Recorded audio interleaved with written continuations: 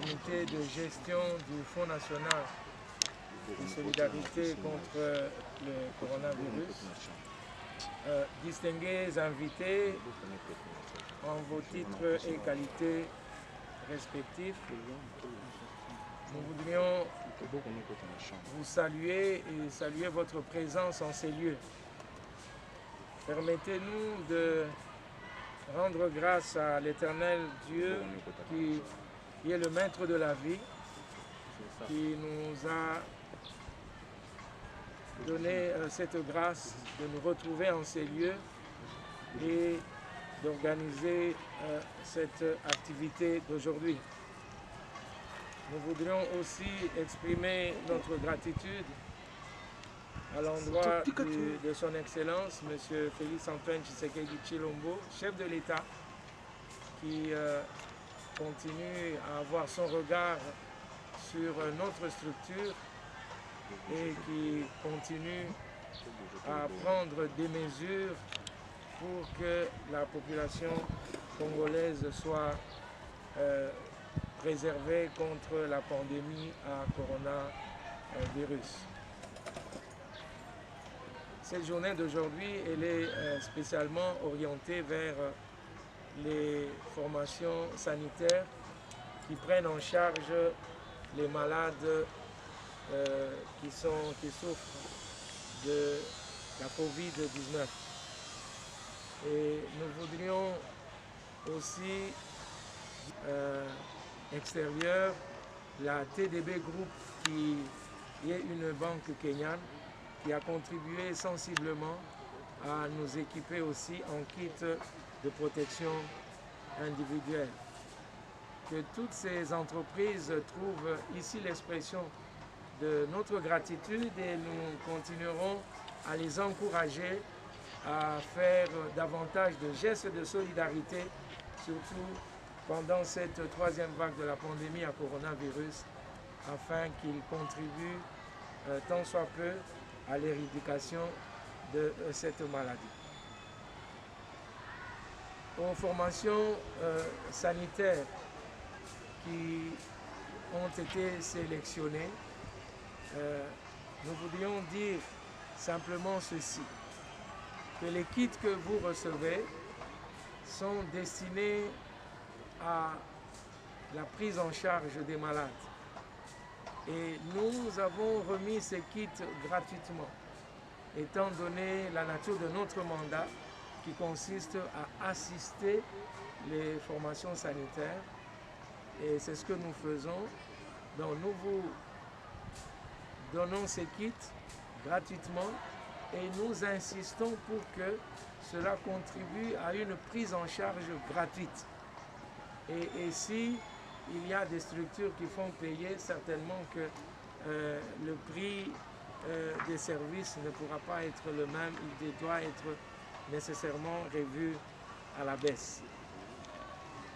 Et nous comptons sur votre célérité et nous pensons que vous allez utiliser, comme d'habitude du reste, ces kits en bon père de famille.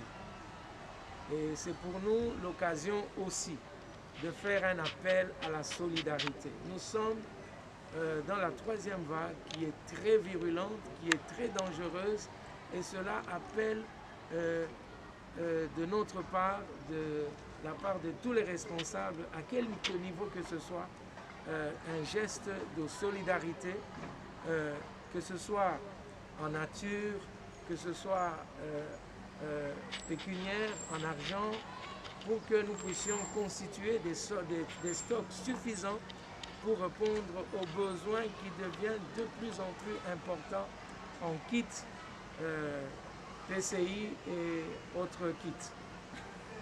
Et nous encourageons ceux qui ont donné au courant de la première vague, de la deuxième vague, nous les encourageons à donner encore davantage, puisque notre peuple a besoin d'être préservé contre cette pandémie. Je m'en vais aussi encourager les amis de la presse qui font un travail impeccable, mais nous leur demandons de se focaliser davantage sur la sensibilisation de la communauté, de la population à respecter les gestes barrières pour lesquels nous allons recevoir un message de notre sœur, Maman Liliane, qui est membre du comité de gestion vers la fin de notre cérémonie. Encore une fois, bienvenue et que la cérémonie se passe dans la paix et dans la convivialité. Merci. Je vous remets ce carton en geste symbolique pour que le matériel que vous recevez aujourd'hui puisse vous servir à mieux prendre en charge les malades à Covid-19 qui se trouvent au sein de votre maison hospitalière. Merci. Nous espérons que vous ferez usage de ce matériel en bon père de famille, rien que pour le besoin pour lequel vous les avez reçus. Merci. À bon escient pour pouvoir permettre votre institution à mieux servir les malades que vous prenez en charge. Merci beaucoup. Personne chez vous, nous savons. Et nous espérons que ce matériel va vous aider tant soit peu à pouvoir mieux prendre en charge les personnes à votre disposition comme malades chez vous. Et en bon père de famille, vous ferez bon usage de ce matériel. Merci. D'accord. Remercions vivement les chefs de l'État initiateurs du Fonds national de solidarité contre la Covid. Nous remercions le Fonds national de solidarité contre la Covid et ses différents partenaires pour cette donation. C'est depuis le mois de mars de l'année passée que nous sommes en train de subir de plein fouet cette pandémie. Aujourd'hui, c'est la troisième vague particulièrement virulente causée par le variant indien. Le chef de l'État avait lancé un appel à la solidarité nationale et à la prise en charge gratuite. Dans les hôpitaux publics, notamment le public universitaire de Kinshasa, le public Ngaliema, Ask et tous les hôpitaux ici représentés, cette prise en charge est réellement gratuite. Mais elle est gratuite grâce à des partenaires dont le Fonds national de solidarité contre la Covid. Et j'invite vraiment l'assistance à les applaudir. Le fonds était là lors de la première vague. Dans mon hôpital, par exemple, il y a eu des groupes électrogènes, il y a eu des respirateurs. C'est grâce à tout cela que dans les hôpitaux publics, on peut prendre en charge les cas Covid sévères sans payer. Alors que dans les structures privées, comme vous le savez, il faut payer des cautions parfois exorbitantes. Donc nous remercions le Fonds de solidarité pour être revenu encore à la troisième vague. Et cette fois-ci avec le matériel de protection, les épis. Ces épis permettent au fait au personnel soignant d'affronter la maladie sans peur. Les défis sont immenses. Aujourd'hui, on parle des problèmes d'oxygène. Dans certains hôpitaux, il y a des problèmes de scanners. Nous pensons que grâce aux partenaires du Fonds national de solidarité contre la Covid, ils vont les aider pour canaliser tous ces efforts. Assurer la gratuité, c'est possible, mais grâce à la solidarité et grâce à la coordination. Je termine mes propos en réitérant mes remerciements au Fonds national et nous pensons qu'ils continueront à être à nos côtés pour que la prise en charge soit réellement gratuite. Merci. Il y a de cela une année, avec la première vague de cette pandémie, et comme on vous l'a dit tout à l'heure, par les coordonnateurs et les mots de remerciement du médecin directeur des cliniques universitaires, le fonds a su répondre à sa mission grâce à l'aide de certains partenaires. Et avec cette troisième vague, nous voilà encore une fois avec vous, avec les formations pour continuer à appuyer. C'est vrai que notre mission est plus en aval, mais nous pensons que si nos frères et nos sœurs qui continuent encore à douter de l'existence de cette pandémie prennent un peu conscience pour pouvoir respecter toutes les mesures barrières que l'autorité est en train de mettre en place. Je pense que nous allons pouvoir affronter cette pandémie et éviter tous les dégâts que nous sommes en train de connaître pour le moment. C'est vrai qu'il y a encore la plupart de nos compatriotes qui n'y croient pas. Nous ne voulons pas souhaiter peut-être que ceux qui n'y croient pas, qui se retrouvent peut-être avec un membre de famille qui est atteint ou qui succombe avec cette pandémie, mais nous continuons à exhorter nos frères et nos sœurs, nos compatriotes, à pouvoir respecter les mesures barrières, à pouvoir porter leur masque, à pouvoir se laver les mains régulièrement, à avoir toujours à leur côté un gel hydroalcoolique, parce que nous pouvons parfois sortir toute une journée. Vraiment, nous exhortons nos compatriotes à de la vigilance, à prendre beaucoup de précautions parce que la pandémie est là. Et quand la propagation est importante, nous avons des conséquences dans notre vie sociale, dans notre vie économique.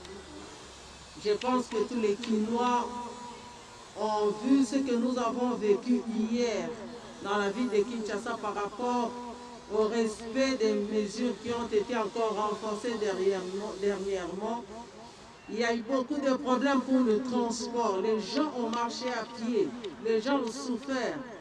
Mais si nous pouvons respecter et éviter la propagation de cette pandémie, je pense que les mesures seront plus allégées et cela va nous permettre de bien vivre. Donc nous continuons à exhorter notre peuple pour que nous combattions cette épidémie, pour que nous puissions éviter la propagation, respectant les mesures que l'autorité a mises en place. Merci.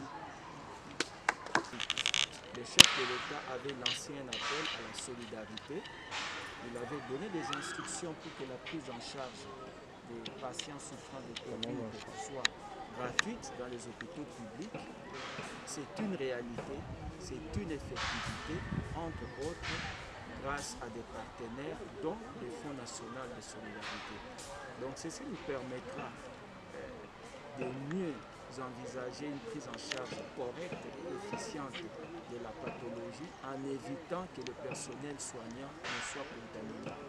Donc nous sommes très contents et cela va être bénéfique pour le peuple congolais. Oui, nous sommes soulagés parce que les EPI vont aider à améliorer la prise en charge. Mais comme je l'ai dit dans mon mot de remerciement, les défis sont immenses. Il y a notamment les défis liés à l'oxygène. Vous savez, la plupart de nos hôpitaux ne produisent pas de l'oxygène. Donc il faut que les efforts soient fournis par les uns et les autres pour qu'on ait cette capacité à produire de l'oxygène. La Covid, dans des formes sévères, nécessite parfois des examens comme les scanners. Il y a quelques hôpitaux qui n'en ont pas. Je tiens à le dire, il est possible d'avoir une gratuité de la prise en charge de Covid, mais grâce à la solidarité, où il faut vraiment encourager les initiatives comme celle d'aujourd'hui. Non, nous n'avons pas de break. C'est vous qui avez des breaks. Le problème, c'est que vous ne vous souvenez pas que le Fonds national de solidarité est une structure à caractère national. Et vous avez toujours l'impression qu'on doit travailler dans la ville. Non, non. Nous ne travaillons pas que pour la ville de Kinshasa. Nous sommes sur le plan national. Pendant le temps où vous pensez qu'il y a du break, nous sommes allés dans le Haut-Katanga et le Lualaba avec notre partenaire Equity BCDC pour remettre les kits à 6 structures médicales dans le Haut-Katanga et 6 autres dans le Lualaba. Et nous continuons à faire le travail. Nous sommes allés dans la province de la Tchoko. Peut-être que vous ne le saviez pas. Vous avez vu les images. Voilà, vous avez eu les images. Donc nous, on n'a pas de répit. En termes de répit, nous continuons à travailler jusqu'à ce qu'on va éradiquer la Covid-19. Bon, les stratégies demeurent des stratégies liées à notre mandat. Il ne faut pas sortir de notre mandat. Donc notre mandat est bien défini. Nous commençons d'abord par mobiliser les ressources et nous affectons ces ressources dans les 3 domaines qui sont les domaines de notre mandat, le domaine sanitaire, le domaine communautaire et le domaine socio-économique.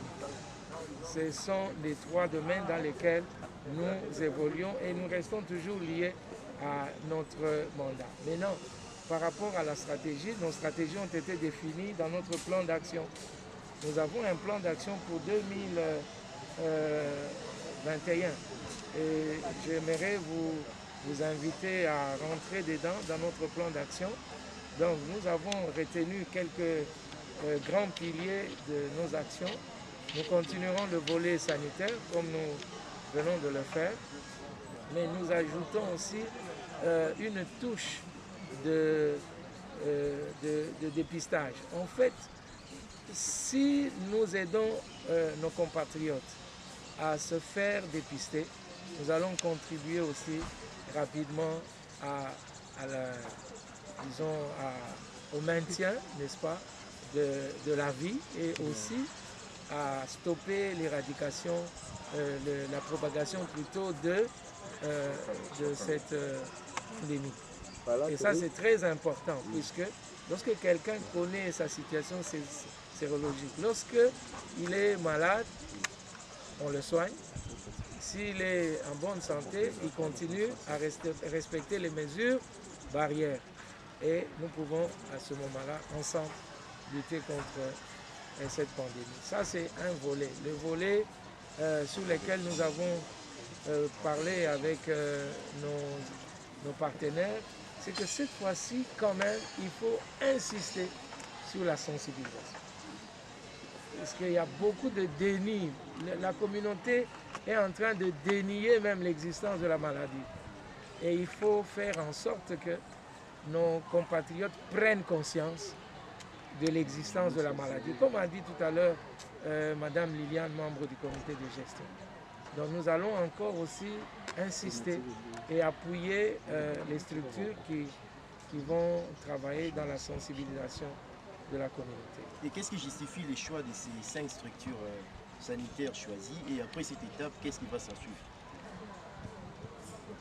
Qu'est-ce qui justifie le choix? Je l'ai dit dans mon mot, que c'est des structures qui prennent en charge les malades Covid. Ça doit être clairement exprimé. Donc ce sont des structures qui prennent en charge les malades. Deuxième critère, c'est des structures aussi à caractère public. C'est des formations médicales publiques où nous voudrions que la prise en charge continue à être gratuite. Donc nous soutenons ces formations médicales pour que la prise en charge de la maladie soit gratuite. Je pense qu'on l'a dit, c'est des équipements de protection individuelle.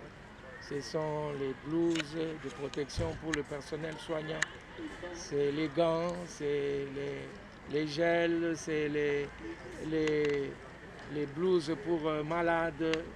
C'est un kit complet pour la protection des...